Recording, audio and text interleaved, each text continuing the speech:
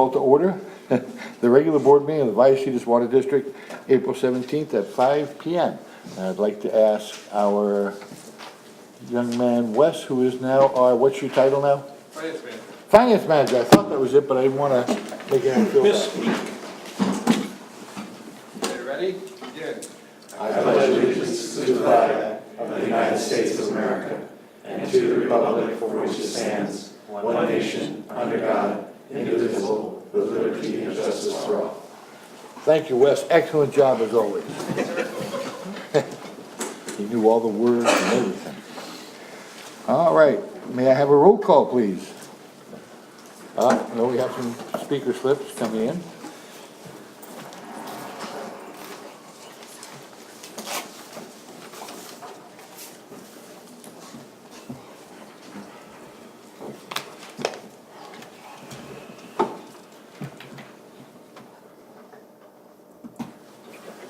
We're trying out new technology on our roll call today, so bear with us. All right. I'm ready. Director Martin? Director Hernandez? Here. Oh, push your button. I pushed the button. I'm still old school. You don't say Quite frankly, here. I just soon put a tick on a paper. Director Sinella? Director Elithar? Director Evans? Thank you. Does it light up somewhere or do something or? It does over here. Oh. Okay. All right. Need a motion to adopt the agenda for the Move to regular. approve. Second. All in favor? Aye. Aye, unanimous. Public comment, any member of the public that wishes to speak, and we do have one. Under oral communication, and that would be Mr. Hunsaker. I'm shocked. Well, if I'm not here, you would be shocked. We worry about you Yeah, we when do. you're not. Yeah, Yeah, I worry about Mr. Martin, but it looks like he's coming out of the recent operations in pretty good shape. oh, thank you. Mike Hunsaker, Twin Oaks Valley Property Owners Association President and Chairman. There was a very interesting meeting recently, Finance Committee on Capital Facility Fees.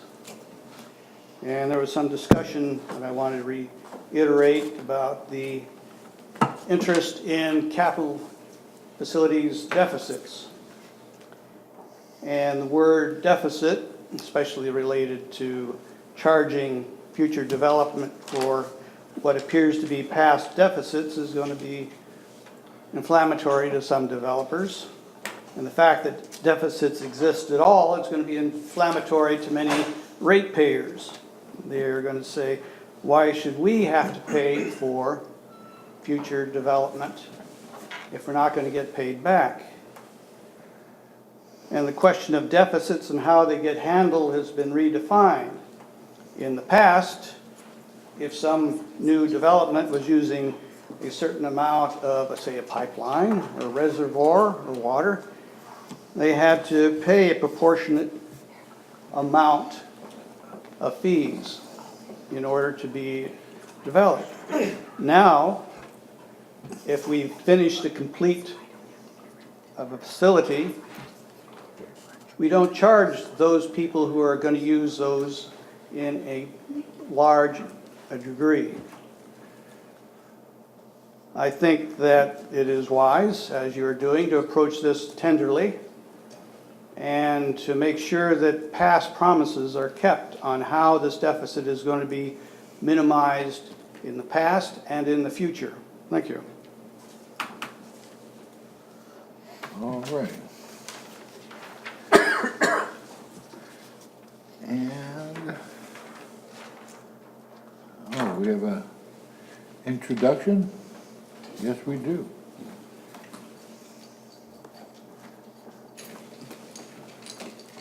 Thank you very much. I hope you guys can all hear me. My voice is Thank you, going. Bridget. You sound great. Thank you. I'd like to introduce Timothy Shepard. He is our new purchasing warehouse assistant. He was hired and began his job on April 8th, a position it was vacant due to a recent promotion. Prior to joining the district, Tim worked for 5 years in the purchasing warehouse department at Lebanon Municipal Water District. In his free time, he enjoys spending time with his family, a boy and a girl, and his wife, as well as fishing, hiking, and going to the shooting range. Hello. Hi, Tim. Tim, a couple of questions. Where do you live? North Park, San Diego. North Park? Yeah. You have a little bit of a drive. Yeah. You did to Liebenheim. Yeah. So, Liebenheim is definitely a gold standard in our industry. We're platinum. Is that why you decided to move up here? Okay, of course. Good to hear, good to hear. Right answer. Good choice. Mr. Hernandez. You'll be Director. happy to know that in the future, the South Lake will be available for fishing. So I'm hoping within the next year. that Really? takes place. Oh, yeah. It's gonna happen one way or the other. I may have to get you to get me some bolt cutters or chain cutters to cut through the damn gate, but we're gonna be there in a year. I guarantee it. Great, that's awesome. Tim, you're probably our age. You're probably our age. I by see the the time lake you're out. already. Yeah. Any other questions from the board? It's already rolling, sorry. I'd just like to welcome Tim. Not by me, of course. Thank you. Tim, welcome aboard. Thank you very much. We look forward Welcome aboard. to using it.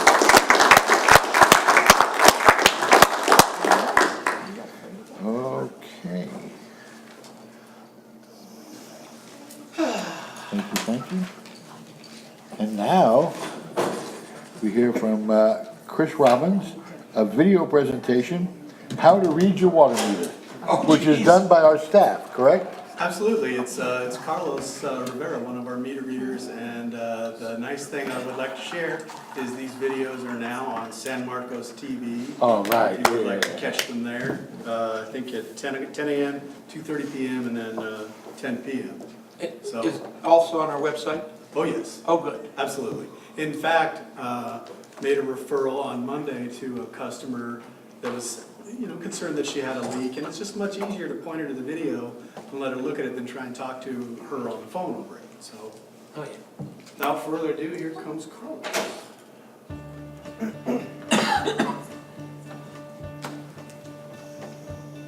Hi, my name is Carlos.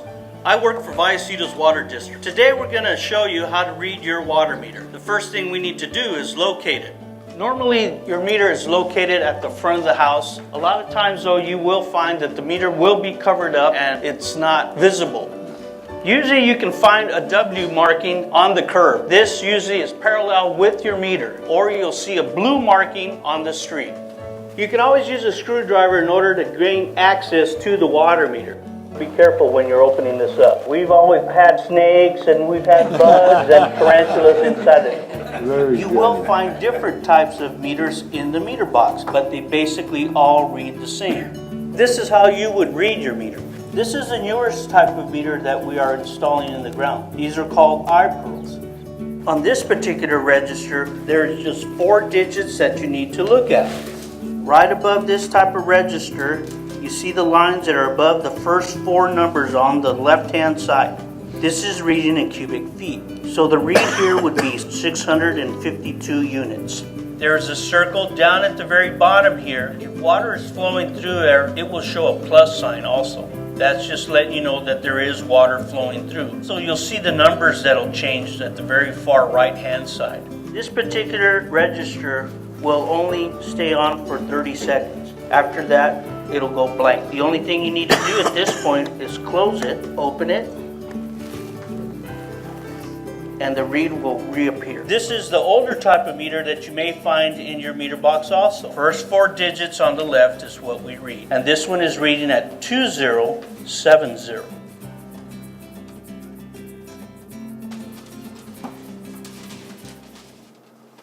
Excellent. Very good, very informative, and something I didn't know. President? Well, many things. Yes, Director The Hernandez. digits on the right, in tenths, it rolls over, so every tenth, that must affect some portion of the last digit of the 4, is that correct? It keeps rolling up, and so there's multiple digits before we actually get into an actual HCF that is part of the actual read that we have. So, if I think I heard it right, each of the 4 digits is a cubic foot? So there's 4 digits, and the very first ones digit is the HCF that will roll over one at a time. But it takes quite a bit of those other numbers to have it roll forward. But kind of like an odometer on your Yeah, car. right, but did I hear that once that first of the 4 digits, that's 1 cubic foot of water? Correct. Oh, yeah, sorry. That's 1 HCF. And how much is HCF? 748 gallons. So that's one of our units. 740. 740 or 50? 748. 748. 748. Okay. I just, Director Ellis? one, I wanted to, it's nice to see the, am I supposed to be doing this? It's nice to see the employees doing that, and I'm always impressed that they seem very comfortable with it. So I appreciate that. And then just for some levity, I wanted to tell you that this past weekend, my son-in-law caught a 3-foot rattlesnake. And he has a picture of it holding it in his hand. Here's its head and here's its body. This has been, unknown to us, a goal for his whole life, and he finally did it. And we said, oh, done that, don't have to do it again. But when we first saw that, I went, oh, because I think we've had people bit by them, right? And our employees, and I saw that and it was scary. And then it made me think of my son-in-law off on his own, chasing them. That was a beautiful video. Sorry, I got distracted.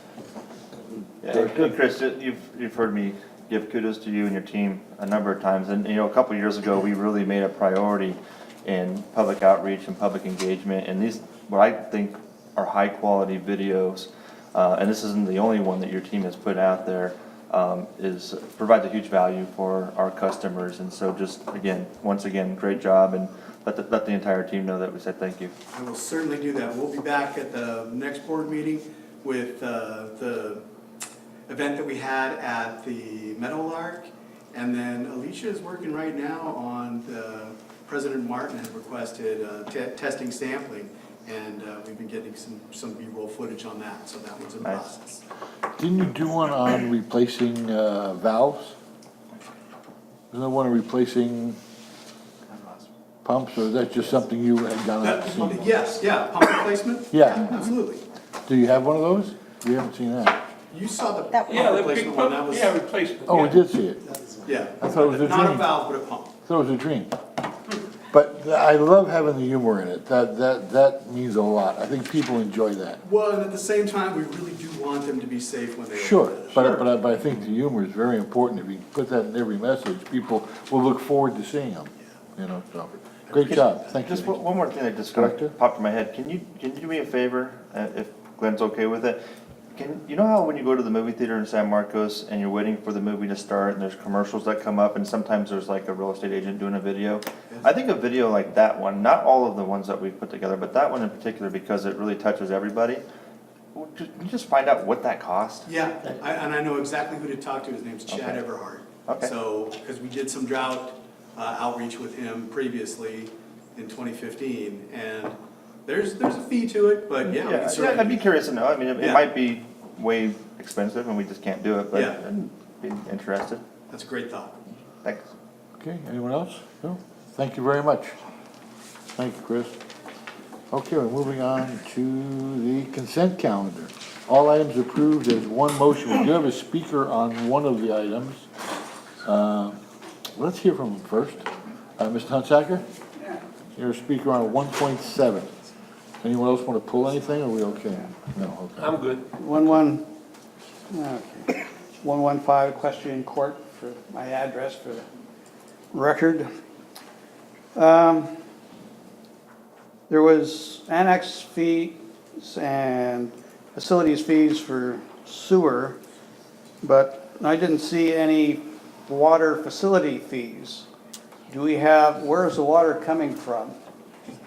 And do we have some sort of exchange agreement with some agency? Thank you. Okay. Do we have an answer for that? Rob.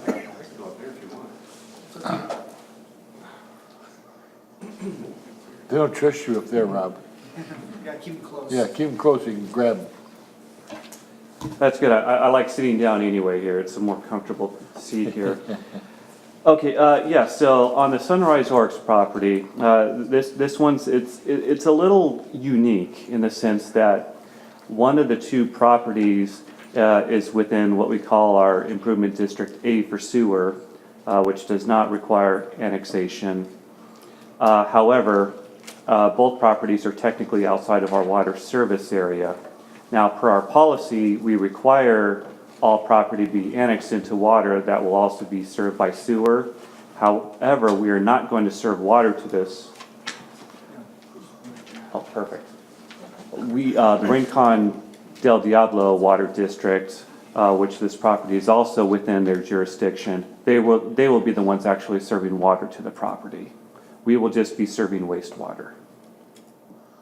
Is there, okay, the reason for that being, again, why are we not serving water, and why is Rincon doing it? Rincon has infrastructure in fronting this development here, so it's easier for the development to get water service from them than it is from us.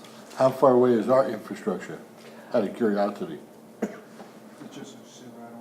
Yeah, this doesn't, yeah, I don't have the answer off the top of my head here on this map. Unfortunately, it's just showing the sewer service, but Rincon is the agency that has closer infrastructure for this development. We don't serve sewer in any of this area on this side of the freeway on Barham. We serve water on the other side, but we don't have infrastructure on that side until you get further west. Further west. I'm sorry, James, say that one more time? So here's the 78 freeway. Yep. And we do not have any water infrastructure in this area at all. Oh, at all? Sewer Okay. only. So we have water infrastructure on the north side of the freeway, and we have water infrastructure, I believe, further west in this community. Correct. Yeah. Okay, so it doesn't make sense. Okay, thank you. Does that answer the question? We're not serving water to them. Does that answer your question? in the water district? It's a sewer. So, LAFCO does not allow us to serve sewer because we're a water agency. We are a water district that has a sewer service, so we cannot have sewer customers outside of our water district boundary. So you have to annex into water for us to actually serve sewer to you. So it's a LAFCO rule, and so we have to abide by LAFCO guidelines. I believe it's also in ordinance number 176. Okay, I think that answers the question. So Rincon will be getting any water facility fees from this program. Correct. And they will provide us with the water if they do have to take our water to service it. They will not be taking our water. So as long as we don't provide service and they pay Rincon the fees, they're okay? Correct. Okay. All right, thank you. All right, along with that, then looking for a motion to approve the consent calendar. So moved. Second. All in favor? Aye. Unanimous? Thank you very much. All right, we're gonna go to action items. 2.1, construction contract award of schoolhouse tank refurbishment. All right. Good evening, President Martin and Our beardless wonder. Traitor to the To the cause. All right, tonight I'm here to discuss the construction contract award for the schoolhouse tank refurbishment project. If you're not familiar where this tank is located, it's above the West Cliff neighborhood in the San Leo Hills area. This is a 2.4 million gallon tank. It was constructed in 2001. This tank, as well as all of our tanks, are inspected every, I think, 2 to 3 years. So this tank was inspected in 2012, and it was determined that the coating was deteriorating, but it was still in enough condition to keep it going. So it was re-inspected in 2015, and at that time it was determined that this tank it needed to be refurbished. So this project was added to the budget, and through budget constraints at that time, I think we deferred this project and finally brought this on in 2017. So this project is to remove and replace the entire interior coating system, as well as the anti-corrosion system that's currently in place in this tank. And it is also going to upgrade some of the safety equipment, as well as repair some of the internal ceiling rafters. So the upgrades that we do to the safety, and that's kind of something we do every time we look at a tank, is try to bring the safety features up to code, and those are the self-closing gates and the ladders that are used to access the tank and so on and so forth. So in 2017, the board did award a purchase order to Harper & Associates. They are on our as-needed list for corrosion engineering, and they began the design of the tank. The engineer's estimate was $462,000. In March of this year, we did receive 4 bids. They are listed in your board packet. They range in price from $535,000 to $740,000. As you can see, the bids did come in higher than the engineer's estimate. We did kind of look at that and say, okay, is that out of the range of what we're seeing in the market? And in fact, doing a little research, this is in fact what we're seeing. In fact, I looked at a similar project in Bakersfield, similar size tank. I think it was about 2.5 million gallons, and it was coming in price around $700,000. So while this is, it was unexpected, it is kind of what we're seeing, a trend in the market for the refurbishment of tanks. So staff did complete the evaluation for the qualifications for West Coast industrial linings and did determine that they were the lowest responsible and responsive bidder. Like I mentioned, Harper did do the design, and they will also be providing the specialty inspection on this project. Staff will also be providing oversight, construction management, as well as some inspection, mainly coordinating with our own staff. So operational staff will be spending time isolating the tank and coordinating this work. So the fiscal impact for the project, we do have a budget of $590,000. Like I said, the construction the quote was for $535,000 per ordinance 146. We do have to budget for a 10% change order. That's the 53.5 you see there. The design, as I mentioned, was by Harper. That's for $62,000. $19,000 of that was the design. That's actually spent to date, and then there's an additional $43,000. That's going to be the specialty inspection during construction. Staff is down for $41,000. That's $15,000 spent to date through the design beginning in 2017. There's some additional costs, like around $2,000-3,000 that we spend in advertising and reproduction, and then we're projecting another $24,000 moving into construction. And then, of course, the overhead factor, that 2.19 factors then applied to that. So our total is $782,000. We do have a budget shortfall of $192,000. Like I mentioned, that's mostly because of the engine being off on the engineer's estimate, and it's sort of a factor of two things. One is that construction costs increasing faster than we anticipated, and the fact that the budget for this project was established in March of 2018, and here we're now getting prices a year later. So it's just not capturing that in the prediction of the inflation of construction costs. So staff does recommend to the board to increase the budget by $192,000 and to authorize the general manager to execute the construction contract to West Coast Industrial Linings in the amount of $535,000, subject to the provisions of the contract, and I can answer any questions you have. Board, any questions? I have a question. I certainly understand the construction price, they go up, and this was done a year and a half ago, and times have changed. But my question is, did staff overhead change? Did staff design and construction change? From the time that we originally budgeted it? Yeah. I would have to look and see. I don't recall anything substantial. We do try to predict salary increases.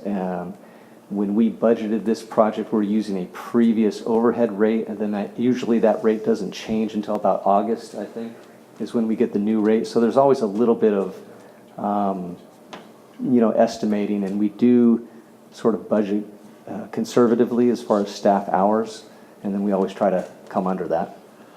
And is that an industry standard that you put in a 10% change order automatically on every project? That's our ordinance, and I think that is an industry standard across water agencies, I believe. I don't Yeah, so it's certainly an industry standard to include money for change orders, but we have a specific district ordinance that addresses the amount that would be set aside.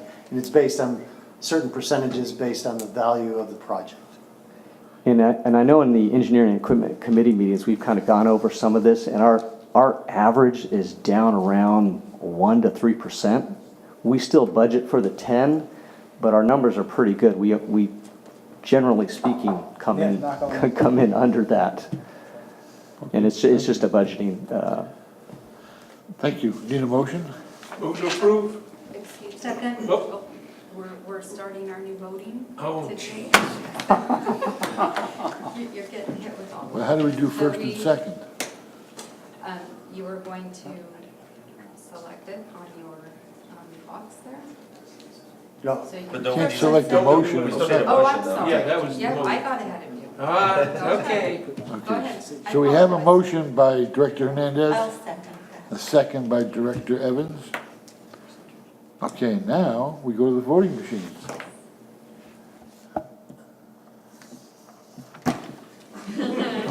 Did you get it? That's what one Okay, person all told me votes they are did in? once. All votes are in? Actually, I need to switch that one for some. Yeah. We don't know what happened. I'm waiting on bated breath. Oh, my gosh. Look at this. Oh. All in favor? Oh, you're kidding. No, I didn't have to I look at hope it. the audience is impressed with this because This is $1 million. really, Your hard-earned could have money. just put a tick on a paper and saved a lot of money. All right. Now we're going to move to item 2.2. Request for approval of PO to Infrastructure Engineering Company for pipe assessment services at High Point Subdivision. Yes, President Martin, members of the board. So the High Point subdivision is actually kind of a sad tale, but hopefully it's coming with a happy ending. This project was actually almost done completed. A new pump station, all the infrastructure was in. We were in the testing process when the developer at the time went bankrupt during the recession. So then it sat idle, and it's been sitting idle since 2008. So it's been sitting idle going on 11 plus years now.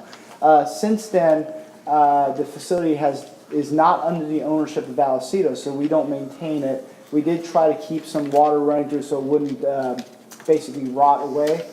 But the developer, actually the conservatorship, the bank that owned it, stopped paying for electricity, shut everything down, so we didn't even have an ability to run water through that system.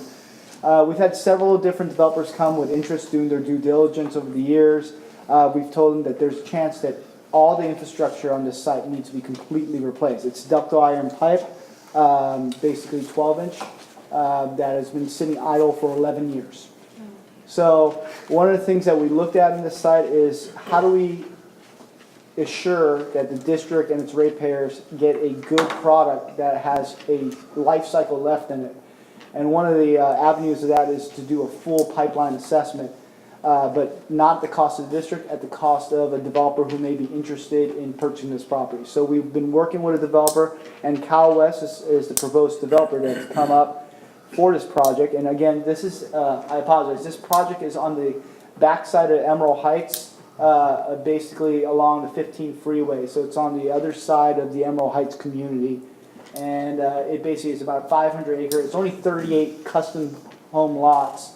They would be on septic, but for the most part, I think there's a little bit of sewer at one port for maybe 3 lots, Rob?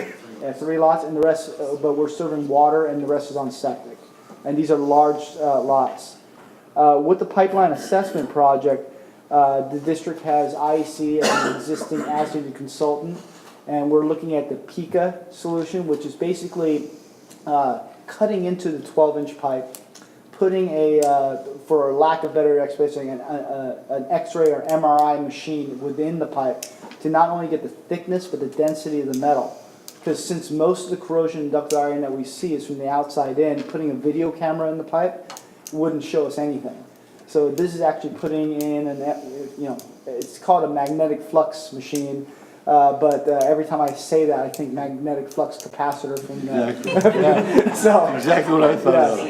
yes, we're going to put a DeLorean in the pipe. Yeah. So, no, with that being said, so we're basically taking all the high points, all the dead ends, getting the worst case scenario portions of the pipe.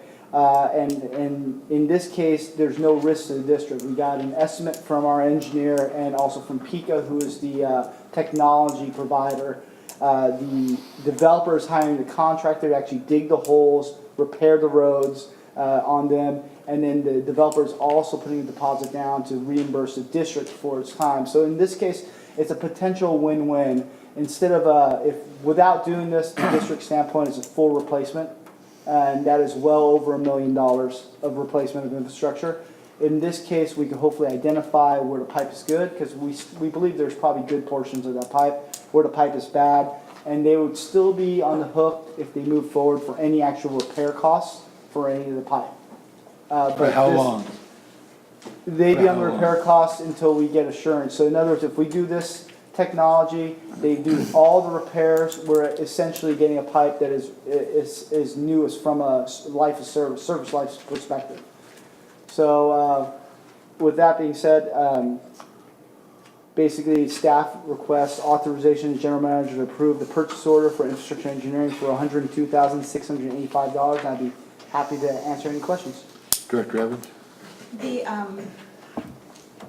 The connection to Emerald Heights, is that where the gate was when Emerald Heights was up and we're saying the gate didn't work? Yeah, absolutely. So, And they may or may not fix that, or that's not part of our problem?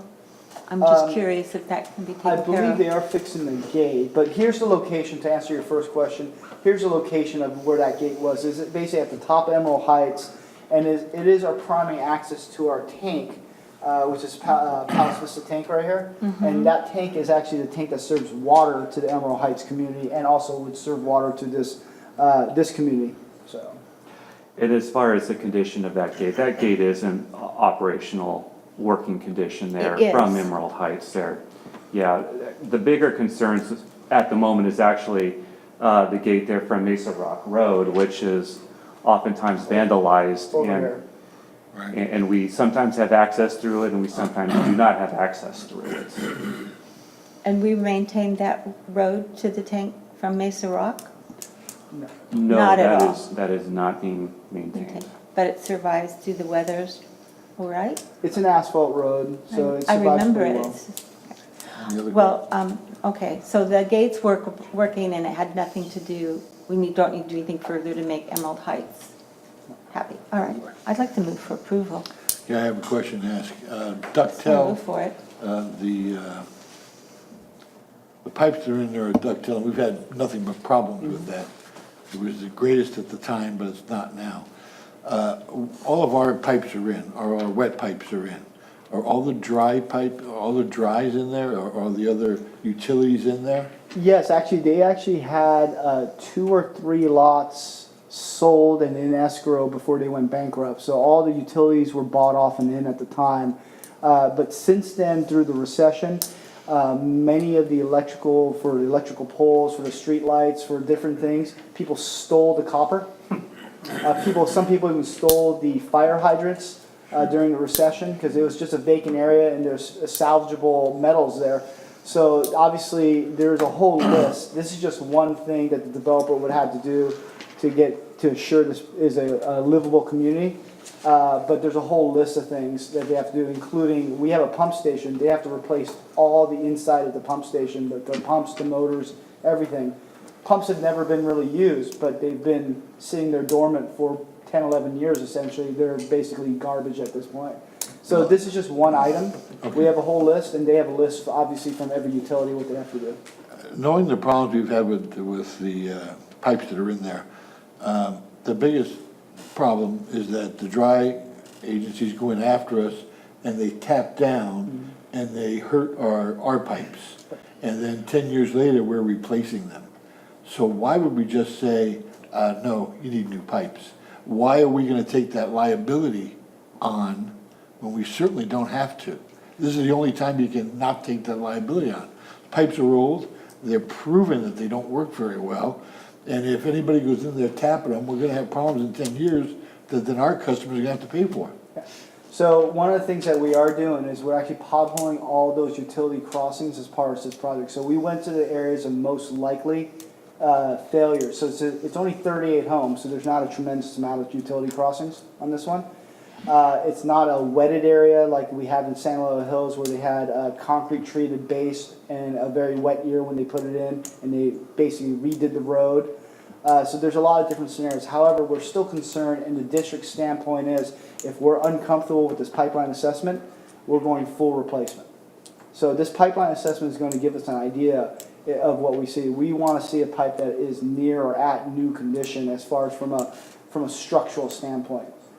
This is an option given to the developer. The district is not committed to accepting the pipeline as is if we feel that it's not in workable condition, like a new pipe. Now, the fact that it's ductile iron is a concern to the district. That's why our starting position was replacement. There is also a side benefit. We have a lot of ductile iron pipes in the ground, and the district staff, through pipeline assessment, which is one of the items that we talked about at the Finance Committee, has to learn how to implement it, how to coordinate it. This is going to be done by the developer, and the training of our staff to do this is going to be paid for by the developer just because of the timing. So it's a tremendous opportunity for district staff to go out there and actually learn from the experts who've done this how to implement this, because we're going to repeat this process for our own pipes where we already have liability on. With that being said, we are still concerned, and there is a chance that we'll come back and the repairs of this pipe that are recommended from the Pika pipe tool that goes in is you have to replace it. And then at that time, there's a good chance that the owner will probably walk away from that job. This is a potential win-win, which may allow the developer to put in the right amount of replacement infrastructure without replacing good pipe. The ducktail that you just said about out at San Alejo, we also had those same failures in the Richland community, which were not wet areas. So ducktail fails.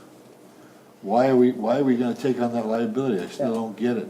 All pipelines fail, unfortunately. I mean, PVC is what we're using now. When PVC fails, it fails catastrophically, but PVC doesn't corrode.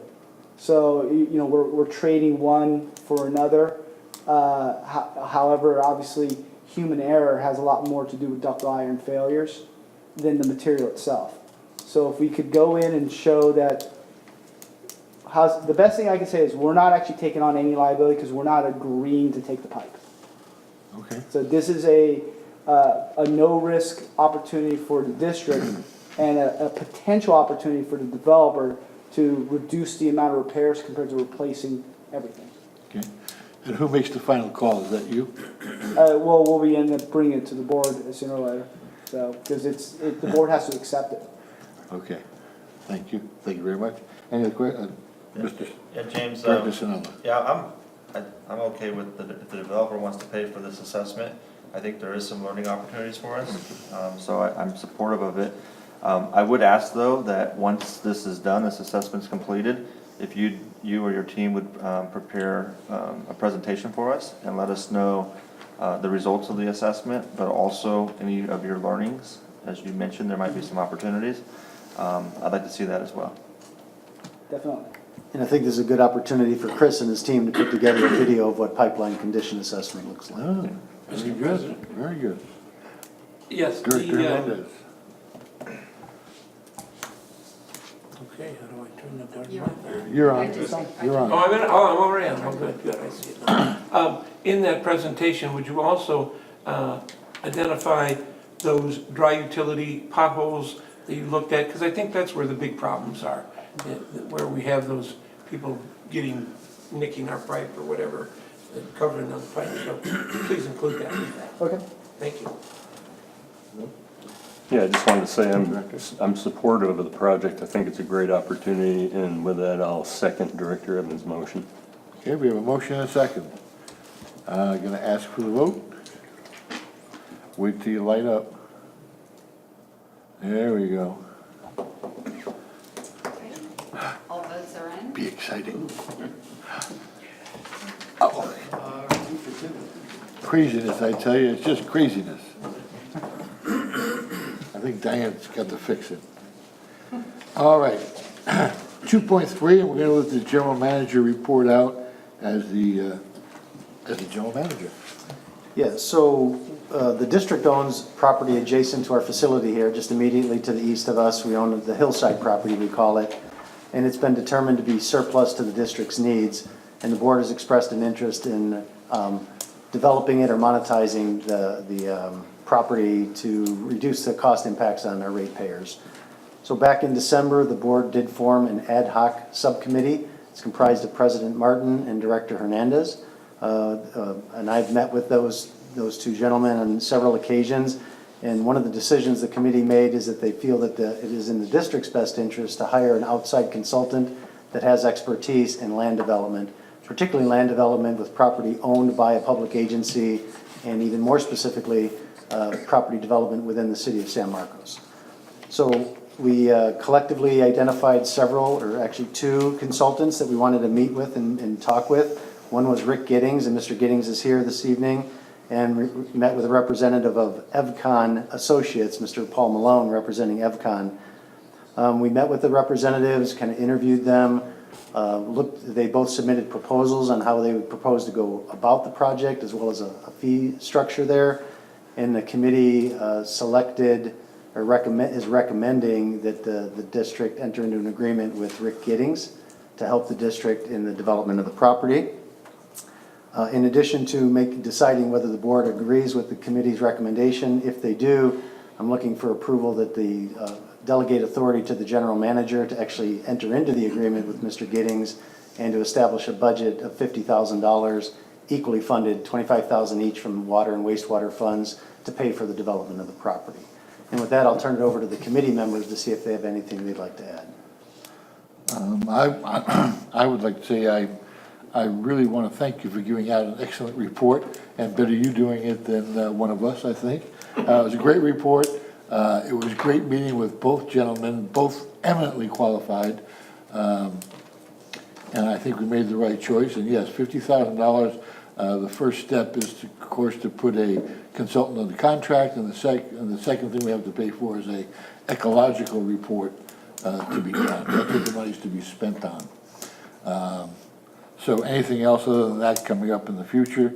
But we think we have a lot of, in talking to both of them and getting all their information, of which they both are a wealth of, I think we foresee that this is going to be a win for our ratepayers, in that over the years, we're going to do what the city of San Marcos has done so well over the years with owning land and leasing it out and not selling it. And one of the options we're going to be looking at is potentially leasing it to have a revenue stream come in from now to forever.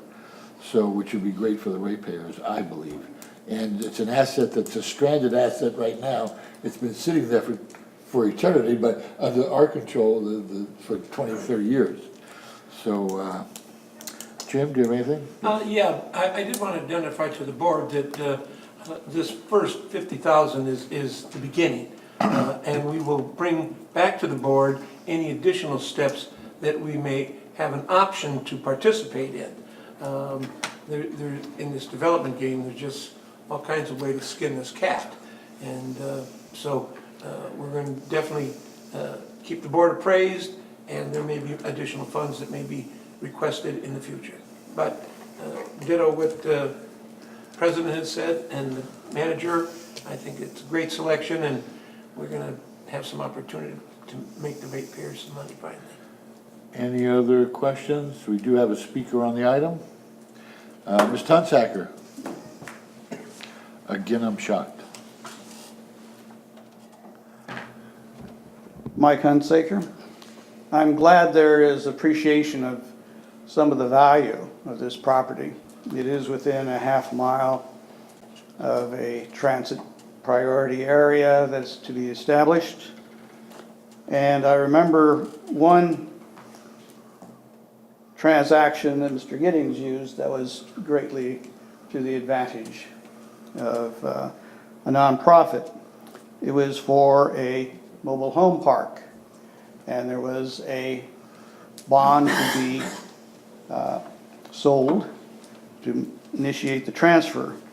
There are many ways to handle appraisals. And the appraisal that was done on this particular property was the 100 times monthly rent appraisal value. Now, we are now living in an environment where 100 units per acre is being done. It's already been done in our area. If you assume $22,000 per apartment, which would probably be low, multiply that by 100, that's $200,000 of rental income per acre. Multiply that by 100, comes to $20 million per acre. That's an astounding figure. But I would assume that any consultant would be able to come up with a very high figure. Of course, developers want to get the land for free, maybe $500,000 an acre or something like that, or less. But I would assume since these people are working for the district, they will put aside any past associations and work that they're currently doing to get us a fair job. But I would ask that there would be a upfront notice of what possible conflicts of interest they may have. Thank you. Thank you. And Mr. Hunsaker, just let me say, the board is going to have many options and many ways to look, and this consultant is going to bring them all back to the board for the board's consideration. I'm sure you'll be here to hear them as well. So there's so many different ways to go with the property. Mitigation property, housing, there's a lot of different ways to go. So that's why we have, well, it has to come to the board. So the board will be very transparent. Okay, moving on. Did we need action on that? Sorry, we need to vote on that. So what we're asking for is a $50,000 budget and for the GM to enter into a contract with the selected. I'll move to approve as presented by staff and the committee. I do want to just say that, as we didn't get a chance to comment on this, that I'm excited to see that there's some movement on that property. I think it's got tremendous potential to be a value for both the district and our customers. It's yet to be seen what that value might be, or what can be done on that particular piece of property and what that might look like. But I am excited that there is some movement on that front, and I'm also excited to see what options we might have. So with that, I make the motion. We have a motion. Like a second? Second. We have 2 seconds. Let's please go to our voting blocks. Wait till they're light up, or till they're lit. All right. I have a blinking block. Well, it's supposed to blink until you tap it. Oh, okay. All right, this is going to be exciting. I can't wait. All votes The are big in. reveal, the ta-da moment. All votes are in. Oh my God. Ta-da! It's amazing. Congratulations to all. I think our ratepayers are going to be totally excited by what we're doing with it. All right, with that, we're going to move to item 2.4. Election to fill 4 executive committee member positions at the Association of California Joint Powers Insurance Authority. Yeah, there's not much more to add to that. The elections will take place at the spring conference up in Monterey on May 6th. And there's 4 vacant seats. The board report shows 7 candidates. They're on the roster, and we're looking for direction for how our delegates will vote. And President Martin, you're the primary delegate, and Director Evans is our alternate. Okay, does anyone desire or know anyone that's on the list that'd like to speak on their behalf? No. Oh, okay, we got one. Yeah, I know William Plummer and Paul Dory, and I would recommend both of them. Okay. Paul Dory, I know he's with VID. Yep. Who's William with? He's on the board at Rancho California Water District. Okay. And I worked with Mr. Plummer for 10 years at Carlsbad too, so I can vouch for his character as well. Okay. Take that. So, do we need a motion?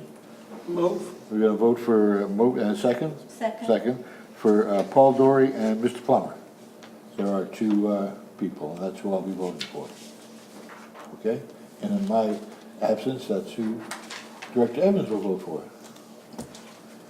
Great, thank you. Okay, move on. I'm sorry, Mr. President, can we start the vote? We have to vote. Oh, okay, sorry. Thank you. We have a first and a second, right? Yeah, okay. Yes, you do. All right, All votes are in? it's gonna be shocking. Again. Ta-da. Thank you. Okay, thank you very much. All right, election to fill two positions on the newly formed California Water Insurance Fund Board. This is the board, unless I'm mistaken, that's the out-of-state board, where they're gonna be wanting to put some of their money in order to make a higher percentage than they can make in the state of California because of the rules. That's correct. The board or the organization is founded in Utah. It has certain tax advantages and Aqua JPIA feels it would be in their best interest to go forward with this. Right. And that had the full support of, I think the vote was whoever was in the room except for one. So it was pretty overwhelming. Do we know anybody, does anyone know anyone that's going, out of the two, didn't we already, no, we backed up Dory already. Yeah. But not for this. Our board participated in having them nominated. Right. But not, this is for the election now that they're nominated.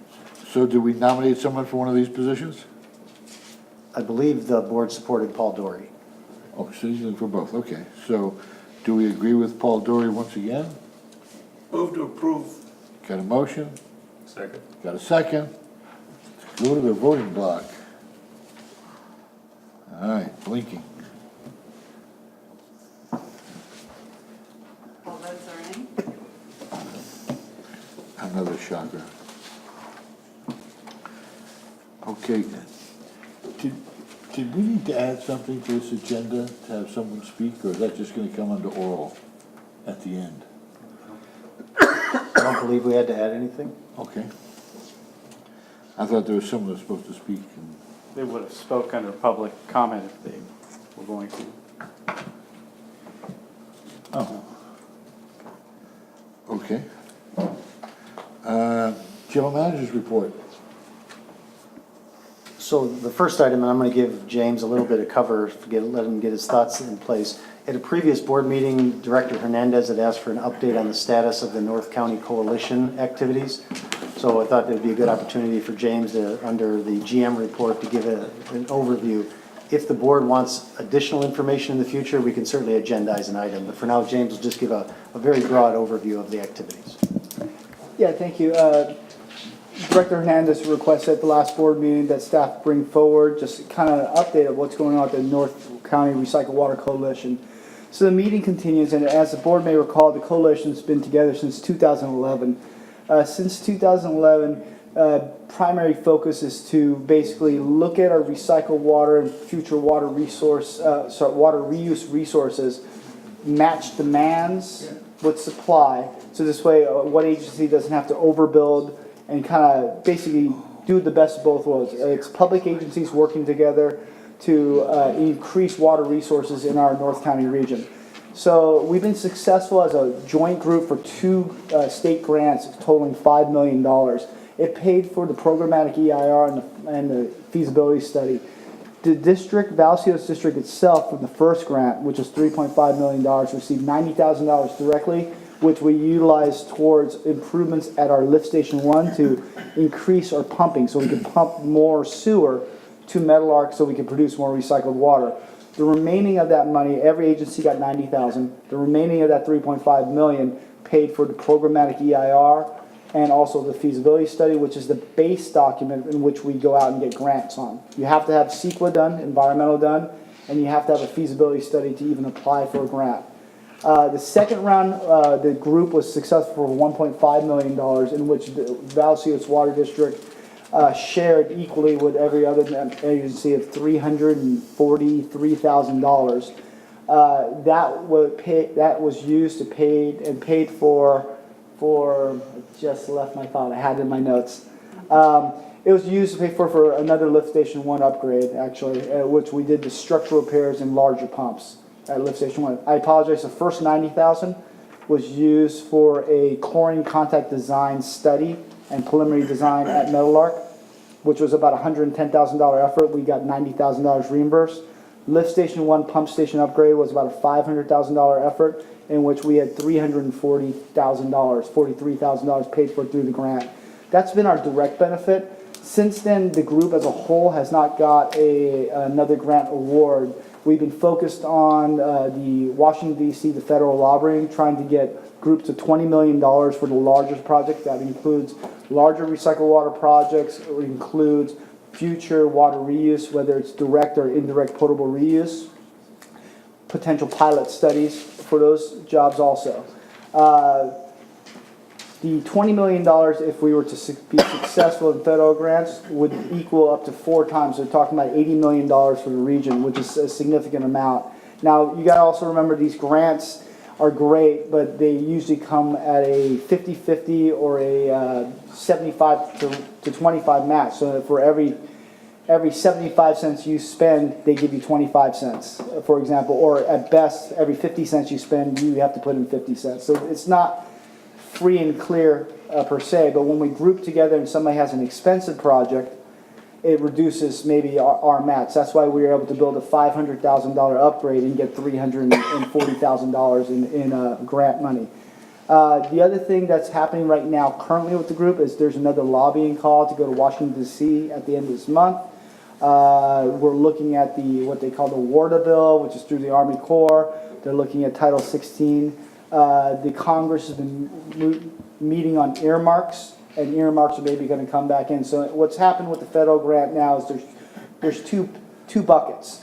There's the existing bucket of people who already have grants within the Title 16 structure, and then there's the new bucket. And obviously, since the group doesn't have an existing, we have to go for the new. The new is more competitive and actually harder to get.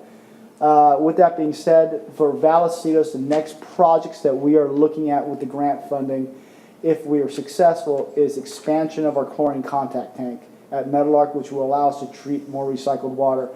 The main goal of the funding is to deliver wet water or save potable water. So you have to deliver recycled water to a user. So we have to partner with one of our customers to deliver that water. So just because we can produce it, we don't qualify for the grant. We actually would have to partner with Carlsbad or Livenhain to deliver that water that basically offsets the use of potable water. So since we're a wholesaler, we partner in. So we're looking at making those partnerships now and setting up for the next round of grants for Vallecitos. We also have water reuse in the future.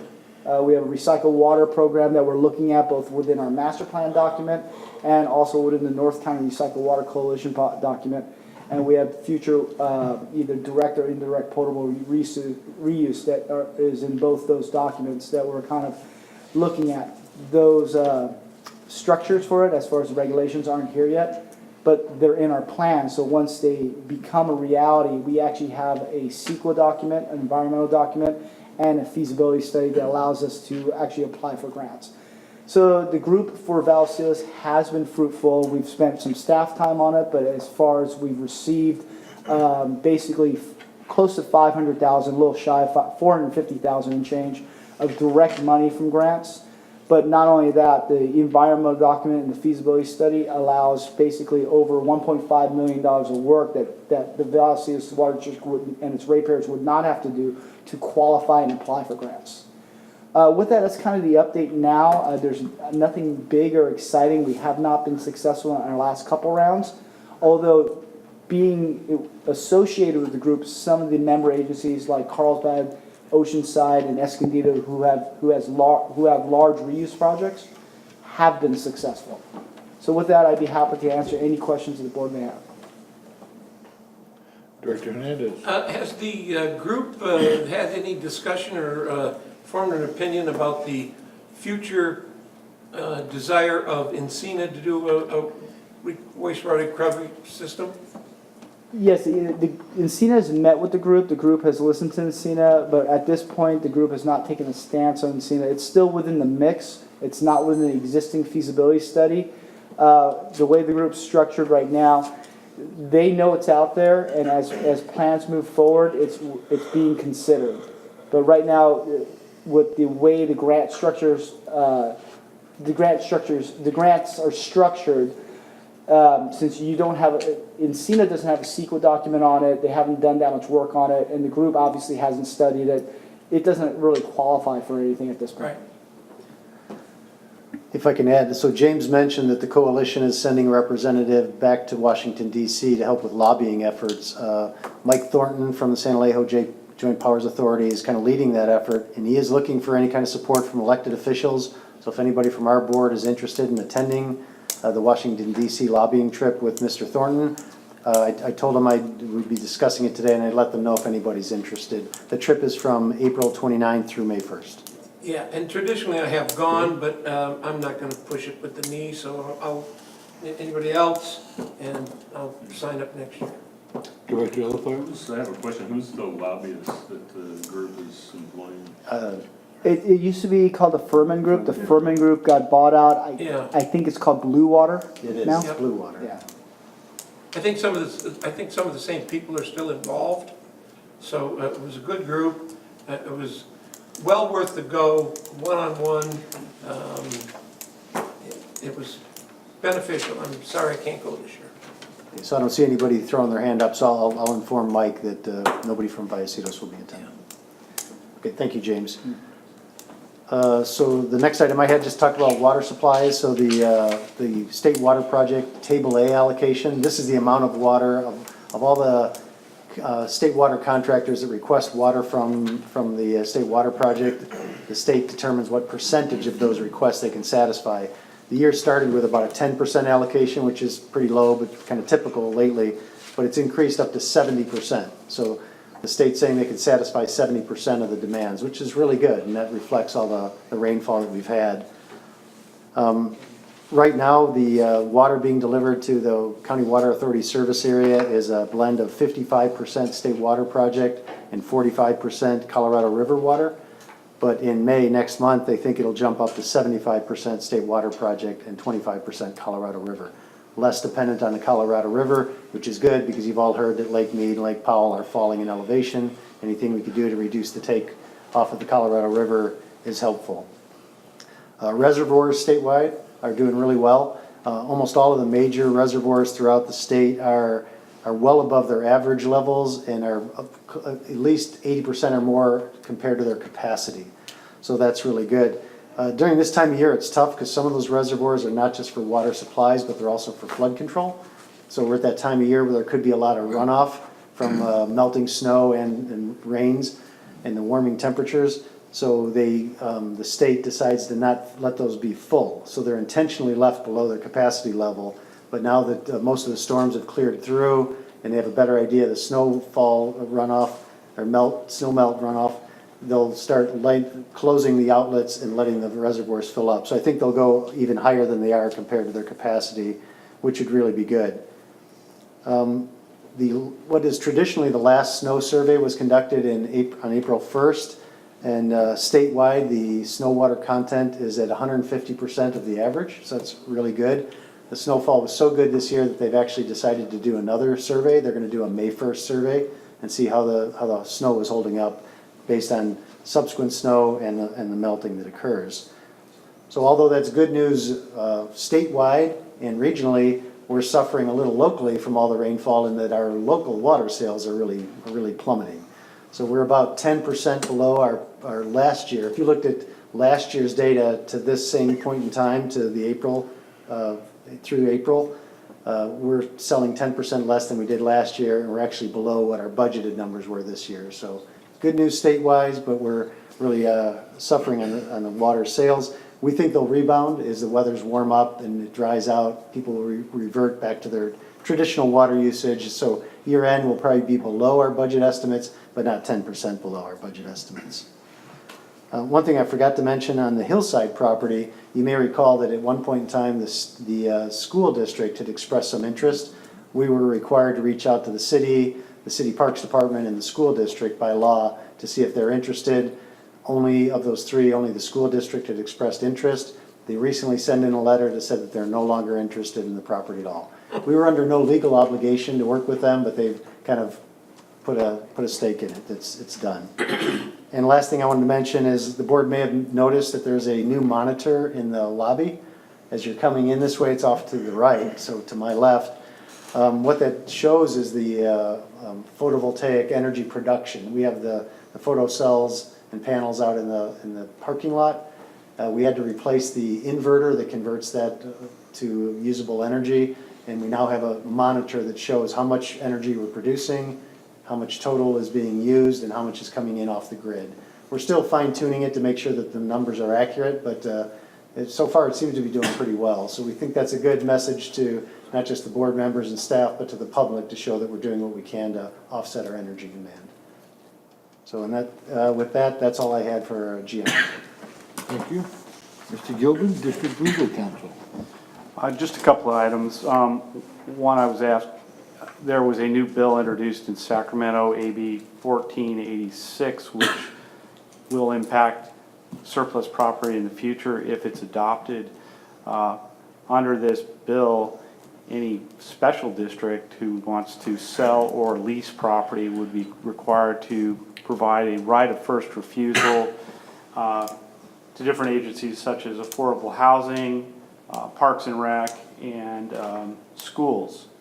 The current language would apply to you relative to the Hilltop property because you've already gone through the surplus property provisions in place, but you know, it does indicate kind of the changing nature of surplus. They've extended it to leases. It's being impacted by the lack of affordable housing in California. Second item I called your attention is just kind of a local, I would call soap opera drama that's playing out up in with the county of San Diego and Julian over compliance with the Brown Act. The Julian Fire District had voted to dissolve. There was a vote of the people, 54% voted to unwind it. Then a new board came in and they filed suit against the county and LAFCO relative to non-compliance with the Brown Act in terms of the initial approval of the dissolution. So that's playing out down in front of Judge Randa Trapp. Currently, she found that there was a Brown Act violation, and the lawyers are arguing that therefore everything that happened after that is null and void. So, was one of the board members conflicted and shouldn't have voted? they didn't properly notice the action. Properly noticed. That's all I have to report. Thank you. 3.3, Director Evans, San Diego County Water Authority. Yes, actually, the next meeting isn't until the 23rd, but there was a special Imported Water Council, Imported Water Committee meeting on the 11th. And as Glenn had talked about, the changes in how much of our water is coming from either the Colorado or the state, the State Water Project, some of the issues that were discussed at that were the Colorado River and the QSA, and also what to do with our water from the state projects. And although most of it was simply saying we're doing good in the Colorado River as far as just 7 states in the region going together to do that drought contingency plan, there's still a lot of concerns, and a lot of it deals with Lake Mead. So you may or may not have noticed there's been articles by the Water Authority through Jim Madaffer in the paper about the Water Authority looking once again at the idea of constructing a way to get our water, Colorado River, directly from the Colorado River without going through MWD, so we would save money on that. It's an expensive venture, and the last 4 times they've looked at it, it certainly wasn't economically feasible, and who knows with the CEQA and that, but it will be coming up for a vote. So on that issue, I thought perhaps, if it's okay, we could put something where either our staff researches it and presents, or Water Authority comes up and presents a little bit about the challenges that we'd be going through. So I think it's a really important decision. But the interesting thing about it is that, as we were just talking about, we have water we're letting out because we need to worry about flooding, and we have a lot of water coming in. As part of the, I guess the word is innovative and forward thinking, is San Diego County, with the projects of Pure Water and the Padre Dams and the desal, we do have an opportunity to at some point possibly create more water at different times than we need, and we don't have a way to store it. And what we're looking at is, the Water Authority is looking into, is trying to build, and I mentioned this a couple of months back, that we could get permission to store water in Lake Mead. And we have enough water that we would, of our water that we would store, that we could, raise the water 4 or 5 feet. But right now, you have to get permission for it, and the only one who has it is MWD. So in response to all this, there's an effort to see if we can get to a point where we could actually send water north. And this all gets tied in with, as well as adding the additional way of getting the water off the Colorado River. So it's really a very fascinating time going on that. And I think there was a couple other things. You talked about the bills. I guess the only other thing on the bills is that we didn't, there's a big push right now for the disadvantaged communities, and I do know the Region 10 event this year, whenever it comes in the summer, will be on the disadvantaged communities, getting water to them. But we have 4 bills in front of our legislation right now, and 2 of them are kind of rehashing the water tax and twisting that around. But what they've learned is if you could kind of take all 4 of the bills and unify them, because some want to bring in special funds, some want to do a study. Part of the issue is that not only are there 800,000 people who do not get safe water in our state, but many of them are trapped because we have money supplies that are locked into usage. If the district has to prove that they can produce a way and maintain a system to get the water to their people. Well, the districts are so small, some of them have 4 or 5 accounts. They can't even afford, they can't create it, so they're not eligible for the money, which is totally putting the horse behind the cart. So we're hoping that Water Authority is working very hard on lobbying to get some way that we can get a study in, so we can find out exactly what the prices would be and where it needs to be and prioritize it. So you need to kind of we'll have till what, June 15th on the bills? And we do have the water trailer bill. It's passed through 2 Senate committees, and they've left it open, so it's still hanging on us. But hopefully we'll come to some good conclusion, and we have a lot of lobbying going on. I think that's it. All right, moving on, Encino Wastewater Authority, move to Director Hernandez, Capital Improvement Committee. We had our meeting this morning, and we're continuing with our capital improvement projects. We're also doing recoding on our service task number 2. We have changed out the flow meters, and we've demoed an old maintenance building. And we spent a good deal of time, not as much as the Finance Committee, so I won't steal your thunder on the budget. And that was the meeting. Okay, Policy and Finance Committee of Encina. I won't spend a lot of time on it. It was very interesting. Some of the things that we went over in the workshop, we just solidified through committee to go bring it to the full board for the full board to vote on it. But one thing is we got exceptional kudos on a couple of items, and our staff in particular. When they came up with, we're looking at paying our offset for PERS, and decided at the workshop that we would do it in 3 years, or try to do it in 3 years, and then break that down from the different organizations as to what they pay. And as this happened, their finance director, Joe, great guy, he had all the answers. He did as good a job as Wes, almost as good as Wes, at explaining it to everyone. And when he got done, he did say, and we gave these numbers to all the different, and only one actually went over the numbers in a different way to see if they came out the same. And his answer was they did. And I went, I didn't go. One of the other members from Encinitas said, well, who was that district? And Wes Owen had gone over their numbers to check that what they were saying was correct and we're paying the right amount. And it saved us It saved us a few $100,000, so in PERS alone. So great job, kudos to Wes and our general manager, who together formulated it, and they agreed with it. So, yeah, some of the people were a little unnerved because we weren't paying as much as they were. And it's like, well, we don't have the benefits that you do. So, great job from our staff. And you'll be seeing that come to the full board at our next board meeting. Thank you. That's all I have. Standing committees, the ones, okay, go ahead. Director Snow, I forgot. It was just Monday. Yeah.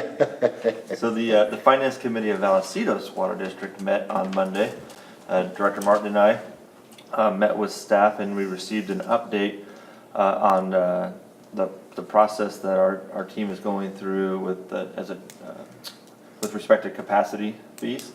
And we got an update from them on some of their negotiations or / discussions with all the various different stakeholders when it comes to capacity fees. And they also presented us a proposal as a recommendation of where they believe they should be.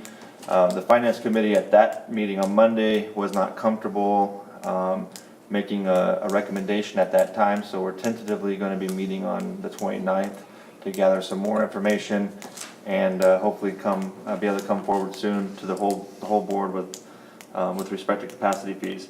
And then we also had update and briefing around some budget items, as just like Encina, it's budget season, and we got an update on salaries and benefits and capital improvement projects, and that'll be forthcoming to the entire board here soon. Thank you very much. Policy. I'm sorry? Policy committee? We had a policy committee meeting? Oh, you did? Oh, okay, I'm sorry. That's Policy okay. committee, that's You were- right. I think you were there. I was there. The policy committee met, we wanted to talk about rate structure for agriculture. We had a great discussion on all sorts of who's getting what and how much and what it's costing them. And we determined that we were going to not do anything but wait for our rate study to see if perhaps we can put in an agricultural rate that we can apply to the district. And until then, anyone that wants to come in to one of our two programs, we're going to just hold off and tell them they're going to have to wait. And so there'll be more of that coming in months to come. And I just might add, if you don't mind, Chairman, we did have a lively discussion on ag, and correct me if I'm wrong, I think Ed or the general manager will correct me if I'm wrong, but usually when there's an ag rate, that means you're probably getting raw water. And raw water goes to ag, does it not? Or is it drinking water that goes to ag? In our case, I know it's drinking water. Yeah, we don't have it. But up in farm country, they have raw water going to ag, don't they? Imperial Valley, it's all wrong. So that's how you get that rate, is because you're paying a lot less for it. In our case, we pay the same dear money, whether it's used for flushing the toilet, growing tomatoes, washing your face. So that makes a big difference in whether you can actually give an ag rate, in my opinion, without subsidizing somebody. So it'll be interesting, and we'll bring it forward. Thank you. Thank you, Jim. Were there any other standing committees that I might have missed? Nope. Director's report on travel, conferences, and seminars. We'll start with Jim, if you don't mind. Yes, I attended the CAWA meeting yesterday. I was there as well. It was very exciting. I was told there was an email that said it canceled. I re-looked at it. I didn't find an email, so it was. I didn't find one either. So Jim and I had breakfast. we did have breakfast. I may be. But we discussed CAWA things. Yeah, we did. We had a long discussion. So. Yeah, but yeah, that made us laugh. That's the other thing you have? Oh, I also went to the leadership conference. Ah, yeah. Oh my goodness gracious, wasn't that exciting? Particularly because I had done all the modules except for one, and I had to spend 2.5 days there relearning, which actually was somewhat of a benefit. I did get items out of each one of the modules, but I'm gonna have to talk to Joe McKenzie. There must be another way to get that accomplished. But we are now done, certificates coming in place and all that jazz. Thank you, Jim, for doing it, because now we can be gold certified or platinum certified. Because that's the only thing we were waiting for, I believe, so thank you very much, Jim. I know it was a I hardship. was happy to do it for you, Al. Don't ask for anything else. You're the man. You are the man. Okay, what do I have? You, oh, I attended the Economic Summit on the 10th, the EDC North County Economic Summit. I thought it was the most interesting one I've seen in the 8 or 9 years of its existence. They brought someone in from Wells Fargo, actually out of Washington, and he really knew, he brought up things that how the economy's going, but to be honest, I think he had Glenn's glasses on because he was painting a pretty rosy picture. And he, you know, his estimation is there is a recession coming, not this year, not next year, maybe the year after that, and also it won't be as bad as the last one. So that's his forecast, whatever that's worth.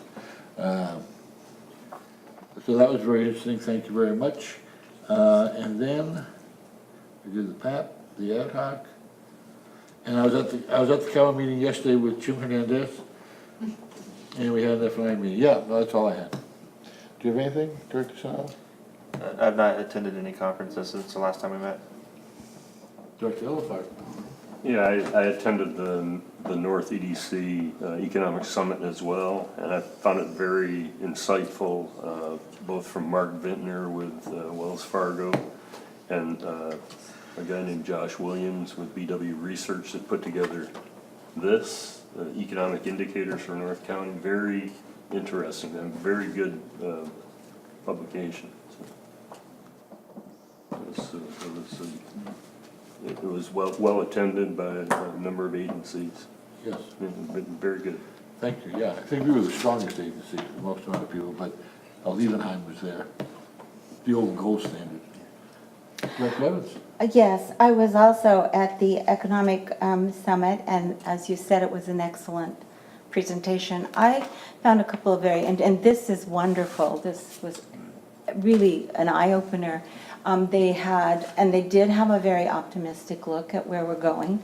But I noticed a couple things. They had a Q&A at the end, and then they asked the two speakers what they thought were the most important one single thing that our North County could do for increasing economic growth.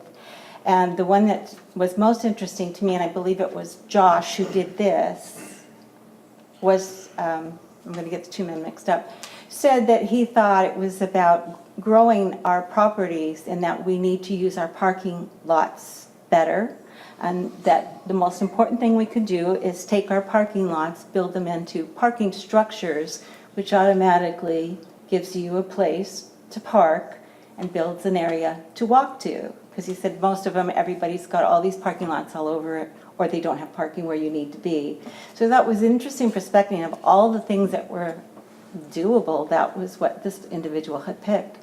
The other thing I thought was they did not really recognize, and it was an excellent presentation, but I felt one of the things that was missing, and maybe it's because we call it economic development, is there was very little recognition or input for agriculture in our region. And agriculture is such a big, maybe not be for this town in particular, but agriculture is a really growing part of North County. And I was very surprised that it was, you know, oh yeah, it's true, and we kind of, well, you could go with the crafty beer stuff, but that's not it. There's a lot of ag, and this smaller ag is really becoming popular, and I'm very pleased that the policy committee is looking into that, because how it will work, I'm not sure with the way we get our water, but I thought that was kind of missing. And I don't think the agricultural community itself shows up at the summit. So I thought that was a very interesting take on it. And I think there was one other point, but it slipped my mind. So it was very good, though. Thank you. Okay, director's comments, future agenda items. Mr. Hernandez, Director Hernandez. presentation by the city on the update for the South Lake? Yeah, so I've been in communication with their city manager, and I'm going to be working with General Counsel Gilpin to make the final revisions to the agreement and bring it forward so that at the same meeting that the city makes a presentation, we can talk about changes to the agreement. Very good. And then the second one is, you I'm sorry? know, I'm sorry, what changes to the agreement? Well, we had discussed this before, and there are some concerns about the liability and costs associated with South Lake, so we're trying to limit the district's Right. liability and costs. So there's some, and they're minor, relatively minor modifications. and then the second item is, we, in my 9 years, 8.5, we've only had one joint meeting with the city, and I think maybe we should put that on some of our future We've had timelines. two. Have we had two? We had two. One here, one there. One at the city and one here. I don't Remember we used to remember. have the smoky back room? That's Yeah, how the we one had here in the smoky back room, I And then there remember, was but I don't one remember the one at there. the city. Well, there you go. But I do think maybe it's time to have another one. So maybe we can discuss that somewhere, about an agenda, and then put it out to the city, and new council people on the agenda, new mayor, might be well worth a discussion. Anyone else have anything? No? I just have a quick comment. I want to thank whoever does this, and it's a staff thing, that when we have our items on the agenda, you put the page numbers right there where it starts and ends. After all these years, the Water Authority still doesn't do that. And we're talking like, Oh, yeah. 500-page agendas, and they don't put that in writing. Same And with- it's so frustrating, because a lot of people are going, it's on, and somebody Same never with comes Encina, out. I and- wanted to thank you, because I just bring papers usually, and It's a the little same with thing. Encina, and I've mentioned it to I've them, mentioned it too. and it, like, oh gee. Well, they're cold standards. They don't even get a, okay, with that, that's all. Meeting adjourned. Thank you very much.